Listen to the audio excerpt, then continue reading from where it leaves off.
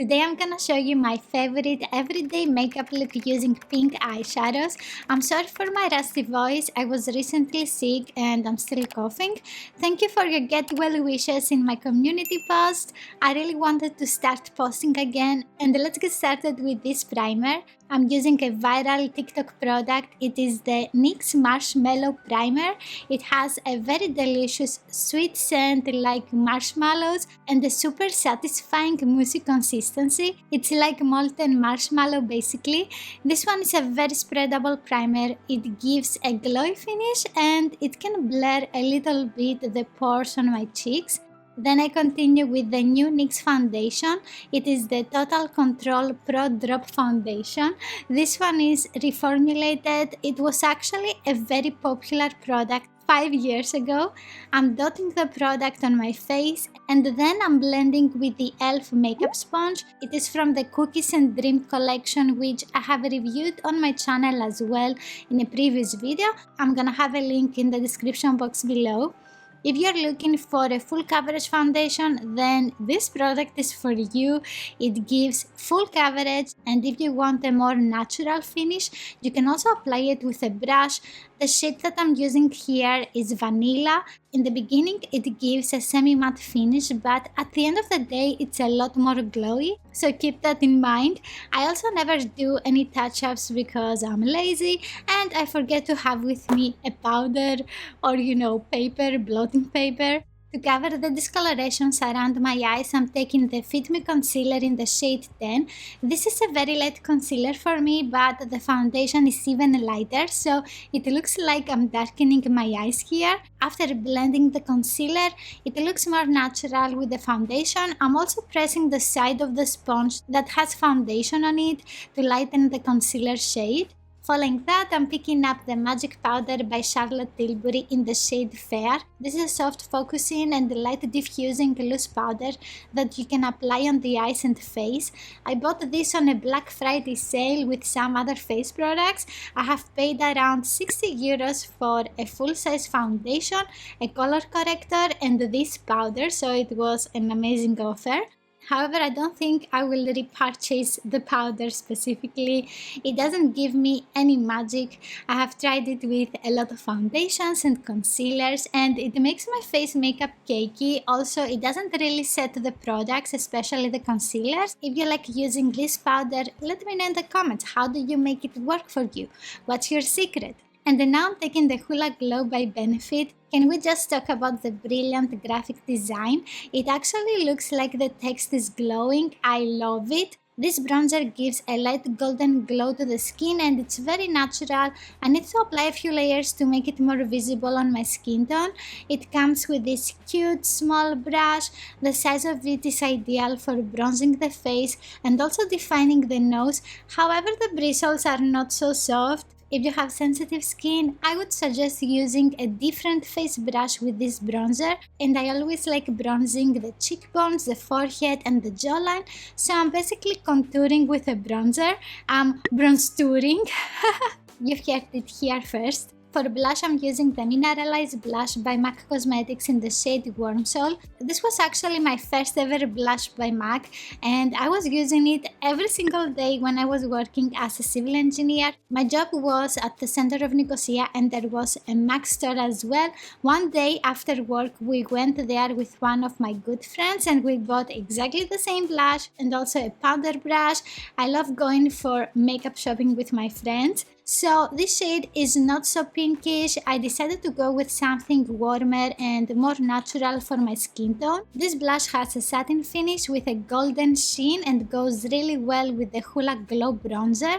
Let's continue with one of my favorite highlighters. This is the Mineral Highlighter by Annabelle Minerals in the shade Diamond Glow. It gives a beautiful rose gold glow to the skin and it is looking super smooth. I'm highlighting the cheekbones and the nose. I got this highlighter in a glossy box and for a while I couldn't find this product anywhere, as it seems they have changed the packaging and also they have added one more shade for darker complexions. Every time that I want to create an easy everyday look, I always reach out for this highlighter. Also, it contains so much product that I can easily use it for, 3-4 years. Time for the brows. This is my least favorite part of my makeup routine because I have thin brows and it takes me ages to define them and make them look fuller. So here I'm using the Brow Wiz by Anastasia Beverly Hills to define the brows and fill in any gaps. My shade is medium brown and I have a more detailed video for my brow routine. If you want to see how I create the shape of them, I'm gonna have a link in the description box below. And then to uplift my brow hair, I'm taking the Clear Brow Gel by Anastasia Beverly Hills.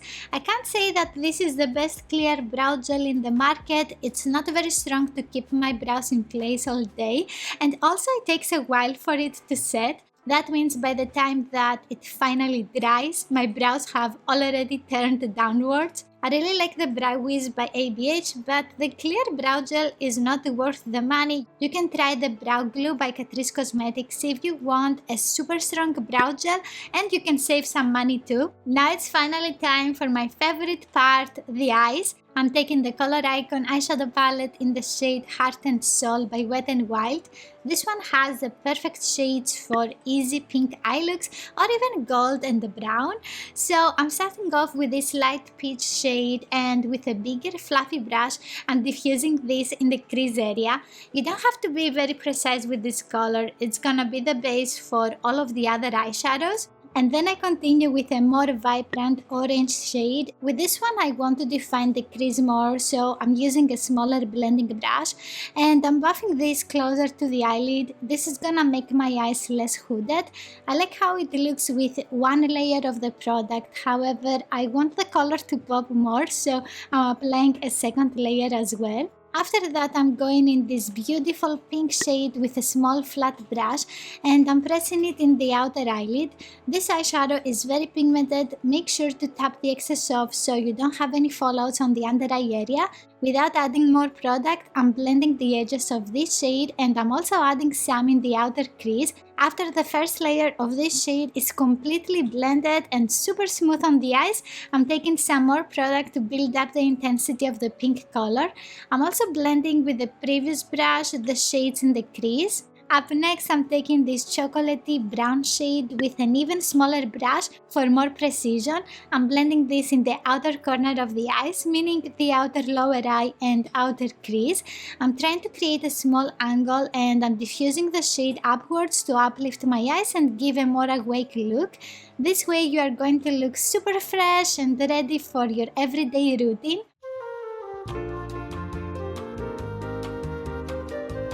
The next shade is warmer and lighter than the previous one and I'm smudging it in the inner lower eye. I'm blending closer to the lashes and also in between them so you don't see any naked skin basically. Then I'm picking up this peachy shade to go over the edges of the lower eye. This way we can give a smoky effect and make the eye look more natural too. I'm taking the same shade with a small blending brush to define the crease. If you have hooded eyes, this step is essential in order to make them less droopy.